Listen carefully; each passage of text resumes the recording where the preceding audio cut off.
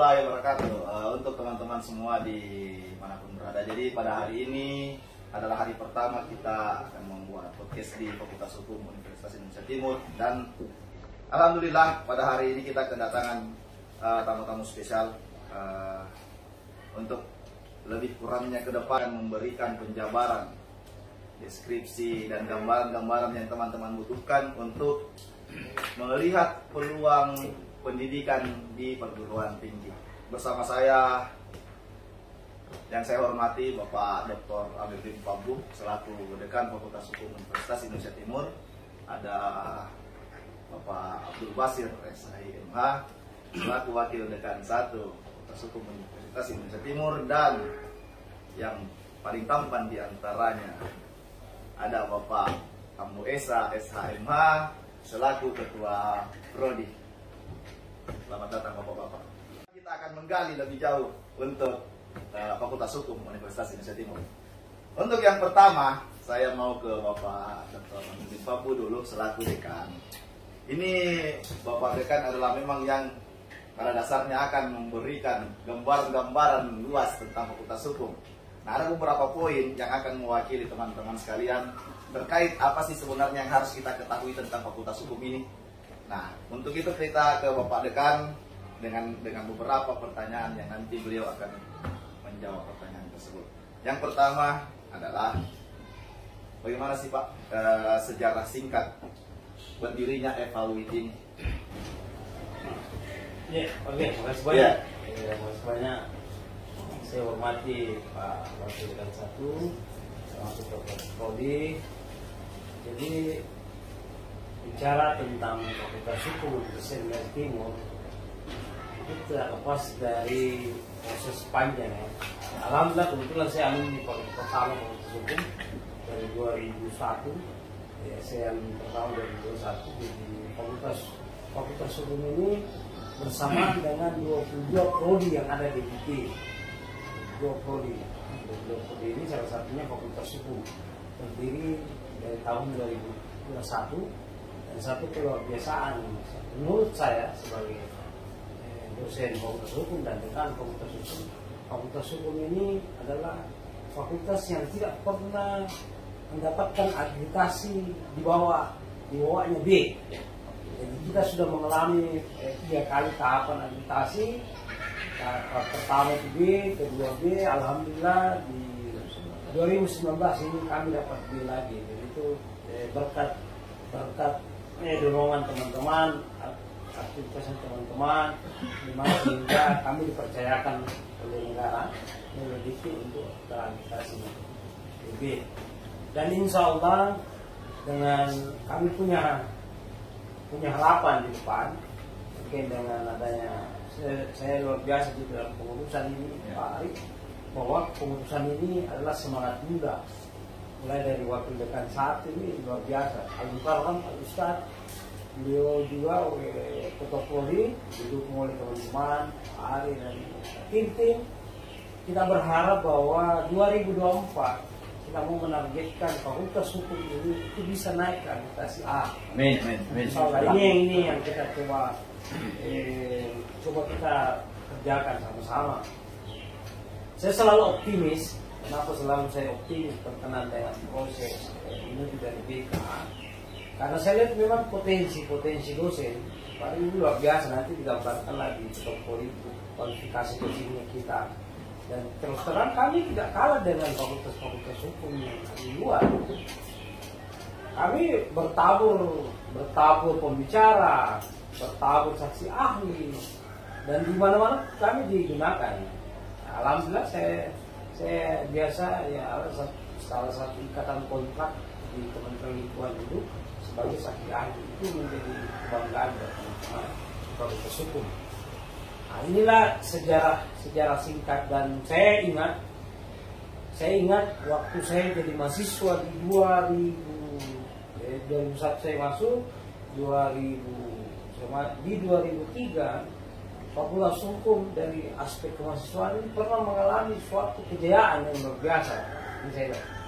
Saya ingat dulu waktu saya menjadi pengurus BEM, itu pernah kami menjadi sentral gerakan untuk Indonesia bagian timur.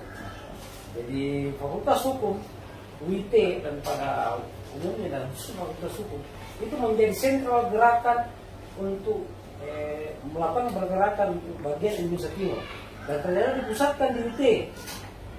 Kalau Pari pernah mengalami refleksi, ada bangunan sebelah kami ini, sebelah ini Pak, dulu namanya juga konsentrasi, yang dulu memang tidak dulu. Semua proses pengkaderan di mahasiswa, kemahasiswaan, akhirnya lembaga, dan alhamdulillah hampir semua lembaga UKM yang ada di UT ini itu inisiasinya dari Fakultas Hukum. Mulai dari KSR, Mapala, mulai lagi lembaga-lembaga itu pasti ada andil dari orang-orang Fakultas Hukum, mahasiswa Fakultas Hukum. Nah, itulah yang saya selalu menjadi spirit bahwa saya selalu katakan ini bukan mimpi. Kalau mimpi itu kan tidak ada, tapi ini memang sesuatu yang sudah ada. Tinggal kita mengembalikan. Kita tahu apa itu Ustaz bahasa agama itu kalau merefleksikan kembali konsep Madinah itu Ustaz. Ya, jadi itu kan Rasul itu kan tidak mengiming-iming konsep Madinah sekarang, tapi memang pernah ada. Ini yang insya Allah dengan teman-teman, semangat mudanya teman-teman waktu dekat, Dr. Prodi, Pak Ari, tim-tim semua, insya Allah kita akan mengembalikan itu, baik dari potensi dosen maupun potensi mahasiswa. Itu yang saya bisa gambarkan, Pak. Ya, terima kasih. Jadi Bapak Dekan dengan secara gamblang menjelaskan tentang sejarah singkat berdirinya FHUIT ini. Jadi awal mulanya adalah bersamaan dengan berdirinya universitas itu sendiri. Jadi beliau termasuk sebagai angkatan pertama di Universitas Indonesia Timur, khususnya pada Fakultas Hukum, sekaligus juga menjadi bagian keluarga besar alumni pertama di Fakultas Hukum. Sedikit juga gambaran yang dipaparkan oleh Bapak Dekan bahwa masa jaya UIT itu adalah bagian dari fokus ke depan untuk kita gapai kembali. Jadi bercerita tadi Bapak Dekan tentang adanya pencapaian yang pernah kita raih sebagai sentral. Nah, ini luar biasa menjadi motivasi untuk kita semua di Fakultas Hukum dan juga teman-teman nanti yang akan menjadi bagian keluarga besar kami untuk kita sama-sama masuk ke dalam sinergi kejayaan tersebut. Terus untuk selanjutnya supaya kita lebih dalam lagi mengupas tentang Fakultas Hukum ini, ada penggambaran tidak Pak tentang bagaimana sih terkait dengan pengembangan karir dosen dan pengembangan mahasiswa secara khususnya bagi para calon mahasiswa sebagai informasi. Silakan Pak. Ya, jadi jadi berkenan dengan proses pengembangan inilah yang kami selalu diskusikan kepada dan salah satu untuk bagaimana untuk membantu mempreso teman-teman. Maka salah satu kebijakan fakultas jadi di bawah pimpinan saya waktu dari satu Dr. Prodi itu semua proses pengembangan itu maka kami support lewat bentukan tim, mensupport semua bentukan tim baik tim cerdos, tim termasuk tim-tim untuk teman-teman untuk karena presentasi dan mungkin Dr. Prodi akan presentasi berkenan yang S3 ini sisa mungkin presentasi tinggal 2%, tinggal 2%. Yang terkait cerdas. Iya, inilah yang sementara kami lakukan karena kami selalu menyatakan bahwa UIT ini dengan bagaimana bisa membangun gagasan yang kami inginkan yang kemarin bahwa ini menjadi spirit, maka salah satunya adalah kita mencoba mensupport semua teman-teman dosen dari akademik sampai pada jaringan-jaringan kami di luar. Terus terang alhamdulillah saya katakan bahwa setiap kabupaten kota selama ini yang kita lakukan kerjasama kita menyuplai. Termasuk alhamdulillah kami juga di Fakultas Hukum ini ada tim-tim pembuat naskah akademik di Fakultas Hukum. Inilah yang potensi Fakultas Hukum ini dosen-dosen yang juga distribusi.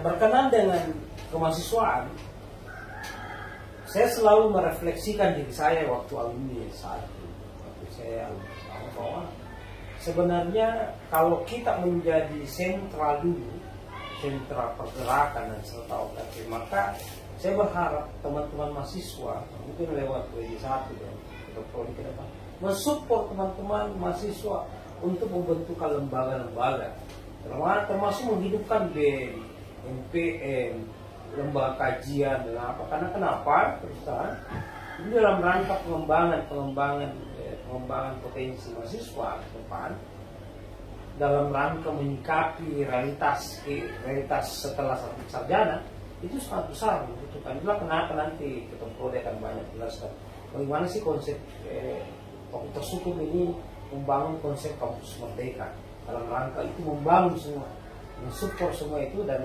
alhamdulillah mungkin Pak Ari juga yang jadi ketua panitia pada saat itu, beliau ya Pak Ari ini terlibat dalam pembentukan kurikulum ya, dan itu sudah saya anggap sudah 65%. Tinggal janji bagaimana Ustaz, kita kembali nanti insyaallah pada itu diskusi lagi. Ya Pak Ketua. Siap. Ya, kita tinggal tunggu arahan dari Pak Dekan terkait hal tersebut. Ya, oke. Jadi sebagai gambaran dari beliau ya, ke depan begitu banyak progres yang beliau cita-citakan, dan insya Allah itu bukan hanya sekedar sebatas iming-iming dan hanya sebatas narasi. Insya Allah kita akan mencapai hal-hal yang dimaksudkan dalam progres itu untuk benar-benar kita raih di masa yang akan datang. Mungkin kita harus beralih juga ke pembicara yang lain. Nanti katanya kita dianggap mencuiti beliau ini. Jadi kita harus beralih juga. Bersama saya telah hadir Bapak Abdul Basir, SIMH. Jadi beliau adalah Wakil Dekan 1 Fakultas Hukum Universitas Indonesia Timur yang membawahi juga secara langsung bidang akademik. Nah, oleh karena itu kita akan mengupas lebih dalam terkait dengan gambaran-gambaran bagaimana sih akademik yang terlaksana di Fakultas Hukum ini. Untuk Bapak, pertanyaan yang mungkin mewakili teman-teman, bagaimana Pak untuk penggambaran kurikulum yang tengah atau sementara atau telah dilaksanakan di Fakultas Hukum ini? Ya, oke. Terima kasih Bapak Ari, Bapak Dekan, Bapak Ketua Prodi. Saya selaku Wakil Dekan 1 membidangi akademik. Alhamdulillah di Fakultas Hukum itu gambaran kurikulumnya tetap mengacu pada kurikulum nasional. Seperti misalnya perguruan tinggi yang ada di Sulawesi Selatan atau di seluruh Indonesia, standar kurikulum kita itu tetap mengacu pada standar kurikulum nasional. Tetapi ada juga kurikulum kurikulum lokal, itu berbasis misalnya sesuai dengan kompetensi kampus itu sendiri. Misalnya kalau berbasis ekonomika, berbasis IT dan lain sebagainya. Jadi Fakultas Hukum itu tetap mengacu pada kurikulum standar nasional. Kemudian ada juga standar-standar kurikulum lokalnya itu lebih kepada pengembangan ekonomi bisnis dan IT-nya. Kemudian alhamdulillah Fakultas Hukum ke depan tidak mau ketinggalan zaman seperti dengan kampus-kampus yang lain. Kompetisi di dunia pendidikan itu insya Allah Fakultas Hukum itu sudah mempersiapkan masuk ke ranah dunia kampus merdeka. Dan alhamdulillah kami dari beberapa tim di bawah arahan Pak Dekan itu kita sudah mempersiapkan semua berkas-berkas yang dibutuhkan untuk kampus merdeka, dan itu saya siapkan, tinggal menuju ke tahapan berikutnya. Jadi kampus merdeka yang kita inginkan itu sama dengan kampus-kampus yang ada di tempat yang lain, sesuai dengan standar nasional. Kita sudah menyiapkan bahan-bahannya itu. Artinya tinggal menunggu saja kapan kita mau masuk. Dan alhamdulillah progres dekan ke depan sebelum kita masuk ke standar itu, kita insya Allah rencana mau studi banding beberapa perguruan tinggi yang ada di Pulau Jawa yang sudah melaksanakan kurikulum kampus merdeka itu. Kalau misalnya boleh saya sebut, misalnya yang ada di Udayana, kemudian yang ada di Brawijaya, ataupun misalnya yang ada di Jakarta dan lain sebagainya. Kalau perlu bisa juga nanti melintas ke pulau-pulau yang lain. Itu barangkali kalau persoalan kurikulum yang ada di Fakultas Hukum. Makanya. Jadi menarik terkait dengan kurikulum ini, ada satu angka sedikit tentang adanya pengembangan kurikulum ke arah kurikulum kampus merdeka ya. Ini ada tidak Pak gambaran secara spesifik yang dimaksud tentang kampus merdeka ini? Bagaimana, apa yang akan dirasakan mahasiswa khususnya di dalam pelaksanaan hal tersebut? Ya, kampus merdeka itu berbeda dengan model perkuliahan yang lama. Karena kampus merdeka itu menerapkan sistem praktik lebih banyak. Kalau tidak salah pada kan itu di semester semester 5, 6, 7 itu sudah magang atau praktek sesuai dengan kompetensi masing-masing. Kalau program-program kurikulum yang lama itu kan nanti di semester 7 KKP dan lain sebagainya. Kampus Merdeka ini sudah dirancang memang misalnya kalau Fakultas Hukum dia lebih banyak ke profesi, itu nanti di semester 5 itu sudah dimulai. Oke, barangkali seperti itu. Ya, jadi bagi para mahasiswa nanti tidak hanya dibekali dengan pembekalan ilmu akademis saja, tetapi juga akan ada pembekalan di bidang pengalaman kerja, pembelajaran juga di dunia kerja. Jadi salah satu progres besar dalam dunia pembelajaran mahasiswa ya seperti itu tadi, penawaran tentang adanya pengalaman kerja bagi teman-teman yang akan berkuliah atau sementara berkuliah di Fakultas Hukum UIN. Kemudian juga terkait dengan mekanisme kurikulum yang sementara berjalan, ini ada tidak Pak gambaran secara umum berkaitan dengan seperti apa sih lulusan-lulusan yang kita miliki di Fakultas Hukum ini? Oke, alhamdulillah Fakultas Hukum yang berdiri 2001 sampai hari ini alhamdulillah terhitung angkatan 21. Kampusnya itu adalah tahun 21. Menurut tracker studi atau penelusuran alumni itu alhamdulillah Fakultas Hukum juga mampu berkompetisi dengan dunia-dunia lain. Misalnya alumni Fakultas Hukum yang bisa kompetisi dengan alumni fakultas yang lainnya itu seperti mereka bergelut di bidang advokat atau pengacara. Itu setelah kita telusuri dan alhamdulillah ada beberapa daerah bahkan ada sampai ke pusat di Jakarta, dan itu alumni Fakultas Hukum. Kemudian kalau misalnya kita melihat di BUMN itu sudah alhamdulillah. Jadi artinya begini, semua rata-rata alumni Fakultas Hukum itu sekitar 50-70% sudah terserap di dunia kerja. Misalnya di BUMN, ASN, swasta dan lain sebagainya. Alhamdulillah secara data Fakultas Hukum CPNS yang lalu itu kalau tidak salah angkatan 2012 mahasiswa Fakultas Hukum alhamdulillah lulus mengikuti seleksi calon hakim Mahkamah Agung. Kalau tidak salah itu angkatan 2019. Sebelumnya itu di Kejaksaan Besek Widiani, kemudian kalau tidak salah lagi ada berikutnya ini di Inspektorat dan Kejaksaan juga itu. Jadi kalau misalnya di luar sana selalu ada bahasa-bahasa mengatakan sekian perguruan tinggi yang ada di Sulawesi Selatan yang tidak diterima sebagai calon PNS, dan dapat kita membantah itu bahwa alhamdulillah jasa yang dipakai mendaftar dan terverifikasi secara nasional itu data fakultas ijazah Fakultas Hukum, dan itu yang dipakai mendaftar. Jadi saya berasumsi bahwa alumni Fakultas Hukum itu juga bisa diserap di dunia kerja, di ASN, di mana dan sebagainya. Barangkali seperti itu. Ya. Jadi sekaligus ini tadi pemaparan dari Bapak Wakil Dekan terkait dengan berbagai isu yang beredar bahwa ada kampus-kampus tertentu yang lulusannya dianggap tidak bisa dipakai di dunia kerja, khususnya dalam penggunaan ijazahnya. Jadi beliau ini langsung membantah bahwa ijazah Fakultas Hukum Universitas Indonesia Timur bisa digunakan di dalam semua bidang pekerjaan, bahkan menyentuh dunia ASN, bahkan dunia advokat,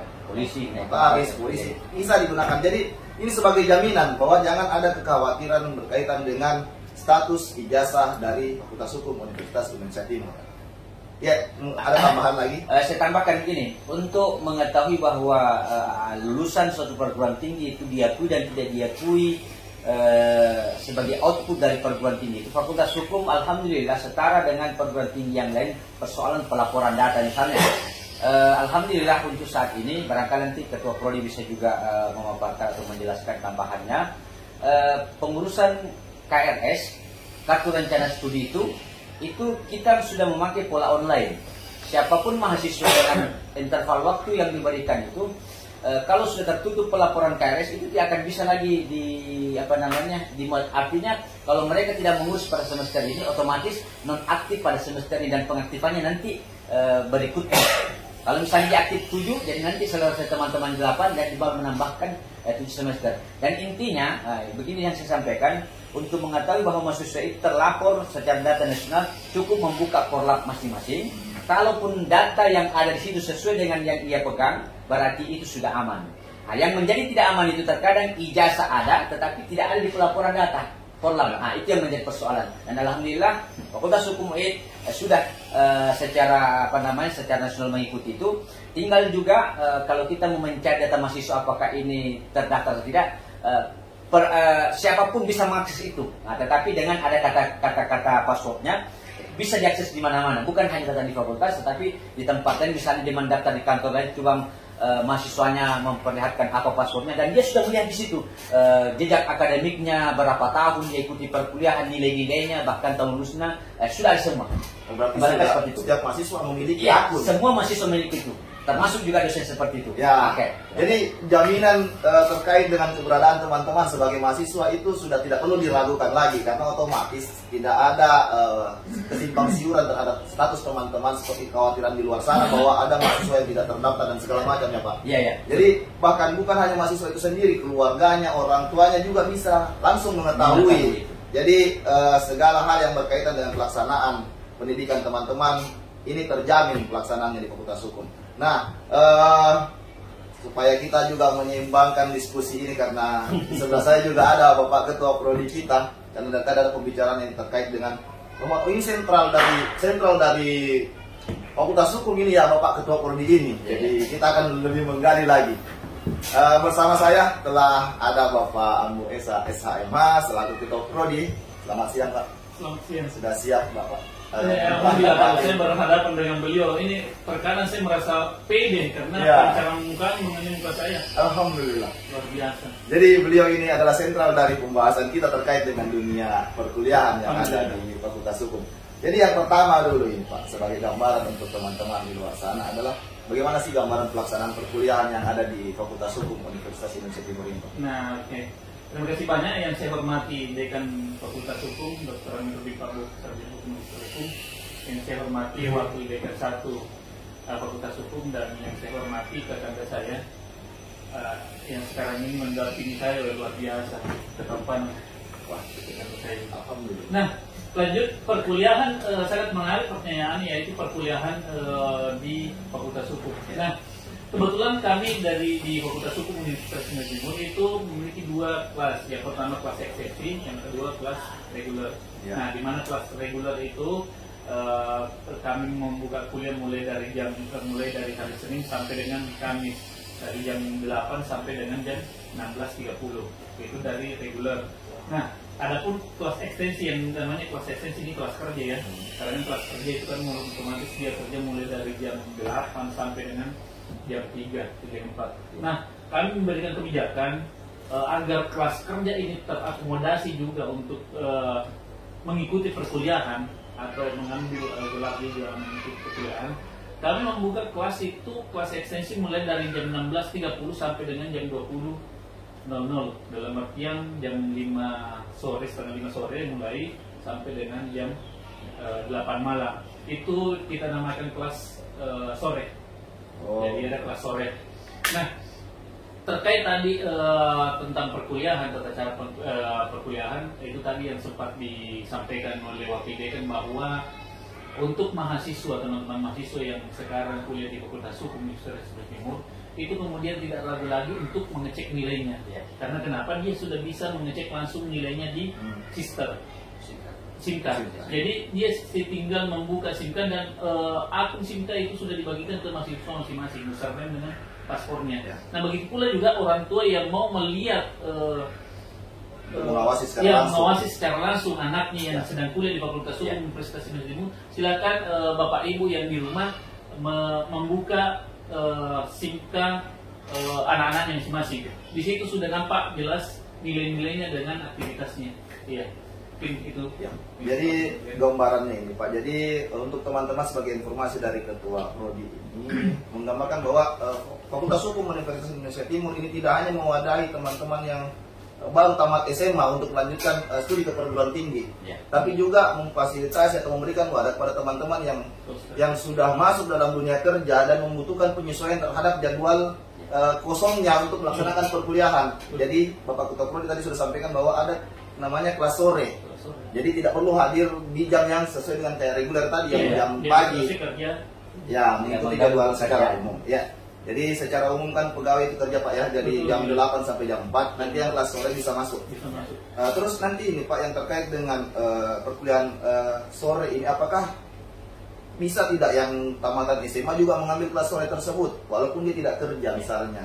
Iya, oke.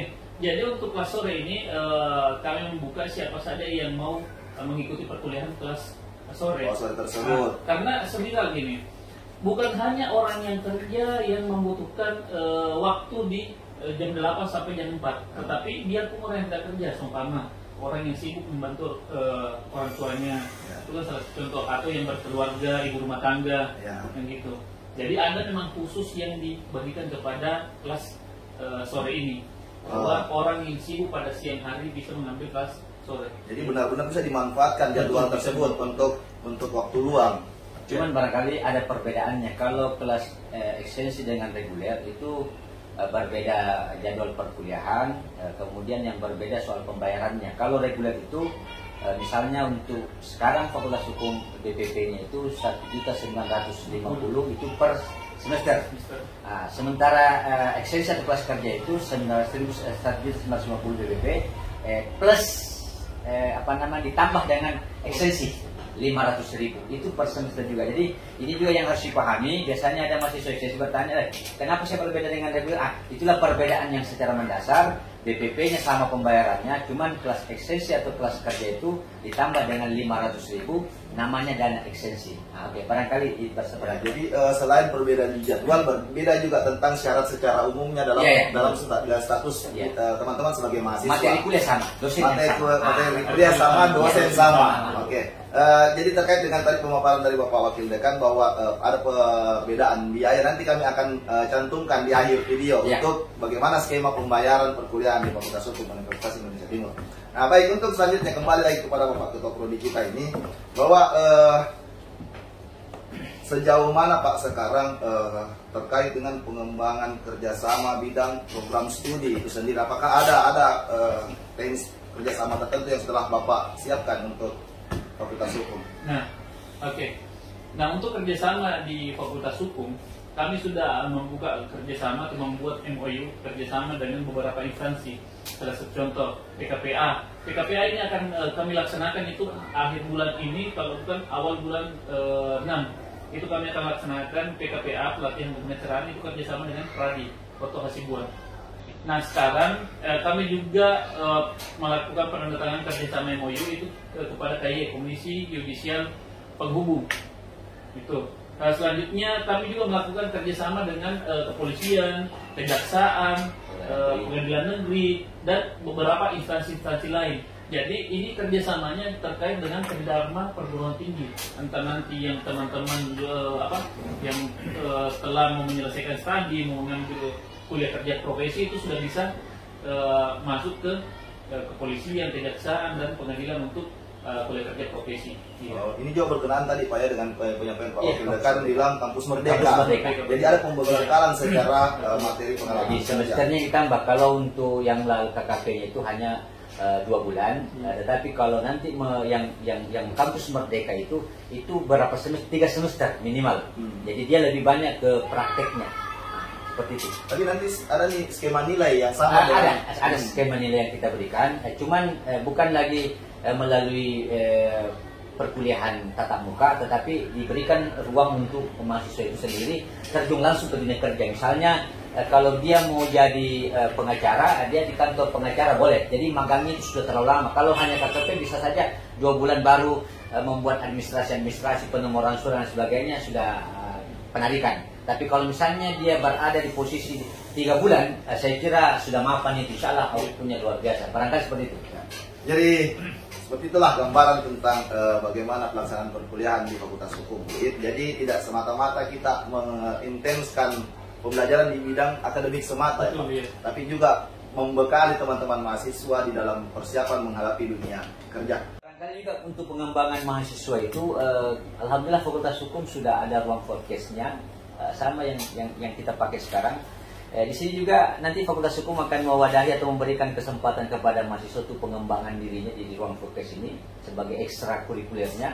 Silakan apakah mereka mau berdiskusi publik kah, pengembangan diri atau apa, kita berikan nanti ruang, misalnya kita akan jadwalnya. Seperti alhamdulillah untuk dosen kita dijadwalkan melalui pengajarannya di sini, nanti kita akan upload di media sosial, dan itu merupakan tantangan kita ke depan, dan kita harus masuk ke situ. Ya. Jadi ini merupakan satu wadah podcast ini juga akan merangkul ada mahasiswa. Nah, seperti itu. Jadi luar biasa visi dari FAUIT ini karena sangat mengikuti perkembangan zaman, di mana anak-anak muda zaman sekarang itu Pak sudah banyak yang bergelut di bidang entertain seperti ini. Tapi tidak hanya semata-mata hiburan, tapi bisa mengandung nilai-nilai pendidikan di dalamnya. Kemudian ada mungkin tambahan dari Bapak Dekan mungkin terkait dengan pembahasan mengenai pengembangan ini. Silakan Pak, mungkin ada tambahan. Oke, terima kasih. Jadi tadi sudah luar biasa ya Pak Wi satu, Pak Kapolri sudah banyak menggambarkan, memberikan gambaran dan ekspektasi, motivasi dan cita-cita ke depan. Jadi saya menjadi semangat, harapan dan harapan yang depan bahwa mari kita jalan sama-sama, kita bergerak sama-sama untuk mencapai itu, karena selalu saya sampaikan dalam saya punya bahwa perjuangan itu adalah implementasi dari sebuah perkataan. Jadi apa yang kita wacanakan, apa yang kita cita-citakan, apa yang kita gagaskan, itu yang harus menjadi spirit kita untuk mencapai. Karena mungkin pauses yang ada bahasa Jawa, manusia itu yang baik adalah manusia yang berbuat kebaikan di dalam hati.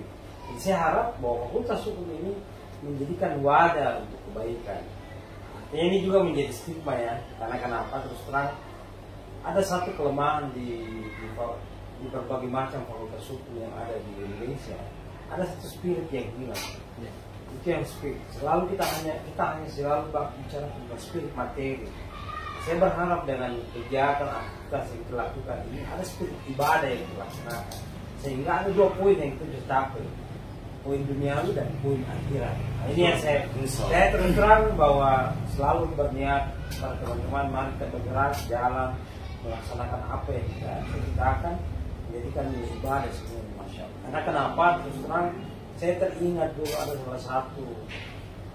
salah satu tokoh nasional di Indonesia, dan dia lihat kondisi penegakan hukum yang sangat pengaruh, baik jaksa, hakim, polisi, sampai dia bilang buatkan saya fakultas hukum, buatkan saya fakultas hukum. Artinya apa? Ada yang dia pesan nyata. Baik tidaknya ini penegakan ke depan itu pintunya ada di fakultas hukum yang ada di Indonesia. Itulah kenapa saya selalu menjadi solid dan semangat bahwa ada satu yang ya saya belum menemukan ya, tapi saya menjadikan sebuah cita-cita di fakultas hukum ini di prodi saya pembahasan dan bahwa harus ada dua spirit yang tepat, spirit duniawi dan spirit ilahiyah. Ini yang kita harus banggakan. Ya, sehingga saya selalu bergerak jalan itu dalam nalar ibadah. Itu yang saya bisa. Artinya kita sama-sama paling tidak, karena kalau materi kita buru maka dia akan tidak pernah akan dicapai. Maka aktivitas kehidupan ini jadikan semua amal ibadah. Saya selalu berburu pada Pak Ustaz. Ini saya Pak. Jadi luar biasa dari Bapak Dekan ini bahwa tidak semata-mata kita harus melengkapi diri kita dengan ilmu, tetapi juga dengan nilai-nilai ibadah, Pak. Karena ini saling sinkron dalam kehidupan kita. Nah, sebelum kita beralih lagi, mumpung kita bicara dengan Bapak Dekan, jadi ini kan juga otomatis akan menjadi informasi tidak hanya untuk teman-teman mahasiswa yang sementara melaksanakan perkuliahan di FAUIT, tapi juga khususnya untuk teman-teman yang ingin tahu lebih jauh terkait dengan FAUIT ini. Seperti apa sih Pak gambaran sumber daya dosen yang kita miliki di FAUIT ini? Ya, alhamdulillah, itulah kenapa saya berani bermimpi bisa beraktivitas ya. Karena potensi di Fakultas Hukum itu luar biasa. Itu semangat muda. Persentase itu rata-rata 40 tidak ada ya, mungkin 1-2 yang umur 62 ya. Tapi saya bisa ya, saya sampaikan bahwa 90% itu ya alhamdulillah sudah mencapai. Dan insya Allah semangat itu yang saya bikin teman-teman ini yang lagi sekolah, yang lagi insya Allah ini yang mau selesai ini ada sekitar 4 orang ini dokter, yang 6 orang ya, dari 6 orang. Dan ini menjadi potensi yang saya anggap bahwa kenapa selalu berani bermimpi, itu karena potensi yang saya lihat. Pertama, yang kedua, saya rasakan sebagai alumni juga dan termasuk dekan fakultas hukum, ternyata memang di dunia kerja kita tidak ketinggalan dengan fakultas lain ya, dengan fakultas hukum yang ada di Indonesia. Kita juga ya teman-teman dosen biasa tampil di mana, di DPR, di mana, bukan hanya fakultas lain. Artinya ini menjadi catatan buat kita bahwa UIT juga bisa tonji. Ya. Bisa tonji UIT. Apalagi kalau dipakai tak dulu. Dipakai tak dulu. Saya nggak ini saya cukup besar sehingga terus terang saya sama Pak Basir mau bahas ya, saya terus terang sudah ngobrol sama beliau dan kita memang jalan pada start yang memang harus luar biasa. Kalau bisa ya kita harus berharap itu bisa A, dan itu adalah cita-cita kami yang paling ideal. Kalau bahasanya sekarang unggul, ya unggul ya kalau istilah kasih kan ada berbeda lagi. Dulu ABC, sekarang unggul, baik sekali. Kita berharap itu sampai kami bercita-cita dengan teman-teman dosen, doktor dan calon-calon doktor. Insya Allah kalau UIT berjalan jaya sampai sekarang, kami akan rencana menuju ke S3. Karena S2 sudah ada. Ini yang menjadi wacana.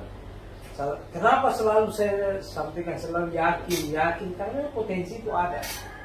Potensi itu ada. Tinggal itulah kenapa saya sampaikan Pak Basir, ke teman-teman, kita harus menyatu soal pendidikan ini. Karena kenapa UIT itu fakultas hukum itu bagian yang paling terpenting di Universitas Indonesia, sangat bagian terpenting. Sehingga terus terang teman-teman ini yang punya akselerasi di luar itu luar biasa dan itu bisa masuk dan itu menjadi pelajaran buat teman-teman yang lain. Karena saya lihat, apalagi saya lihat 75% kami dosen di fakultas hukum ini itu tenaga ahli rata-rata. Ada pengacara, ada notaris, ada pengacara notaris, ya kalau perda di itu ada, semua ada. Berkarena ya termasuk alhamdulillah dosen kita ada kurator juga, itu menjadi poin besar buat kami, ada kurator dan alhamdulillah juga ada alumni juga yang kurator dan ini sementara. Nah ini semua dalam rangka fakultas hukum, ini potensi ini yang dilihat. Nah, saya sampaikan kepada teman-teman, kita lihat potensi ini, kita beriringan sama-sama untuk bagaimana mengembalikan kejayaan fakultas hukum. Itu ya. Jadi penjelasan dari beliau ini sangat menggambarkan semangat beliau tentang keyakinan bahwa ini jaminan buat teman-teman semua bahwa fakultas hukum ini menyiapkan sumber daya dosen yang memiliki kapabilitas yang tinggi. Jangan hanya di dunia pendidikan saja, kita sudah bisa berbicara tentang dunia praktisi hukum. Tadi juga sempat disebutkan bahwa salah satu dosen kita sudah menjadi seorang tenaga ahli kurator. Ini kebetulan juga Bapak Dr. Makkah. Ini beliau adalah dekan fakultas hukum sebelumnya dan kita juga bisa pungkiri bahwa apapun yang kita raih pada hari ini juga bagian dari pembangunan dekan-dekan yang sebelumnya. Dan sebelum betul-betul kita mengakhiri podcast diskusi kita pada hari ini, saya ingin meminta masing-masing dari beliau-beliau tentang satu kalimat yang representatifkan fakultas hukum di mata teman-teman di luar sana. Mungkin saya mulai dulu dari Bapak Ketua Prodi, satu kalimat Pak yang mewakili fakultas hukum ini. Kami tunggu di fakultas hukum. Nah, kemudian saya ke Bapak Basir, wakil dekan satu kalimat Pak untuk menggambarkan fakultas hukum. Jaya fakultas hukum itu. Saya kira itu saja. Itu saja. Jadi yang terakhir dan yang sebagai kalimat pemungkas dari pertemuan kita pada hari ini, satu kalimat Pak untuk fakultas hukum UIN. Ya, makin tadi. Sebelum kita makin tadi. Ya. Mungkin sampai di sini pertemuan podcast kita pada hari ini. Terima kasih banyak kepada bapak-bapak, Bapak Dr. Amrin Fabu, Bapak Abdul Basir, Bapak Mbak Esa untuk meluangkan waktu. Mungkin kita akan berjumpa lagi dalam kesempatan dengan topik dan pembicaraan yang lebih menarik lagi. Kita akhiri pertemuan kita. Assalamualaikum warahmatullahi wabarakatuh. Waalaikumsalam. Terima kasih.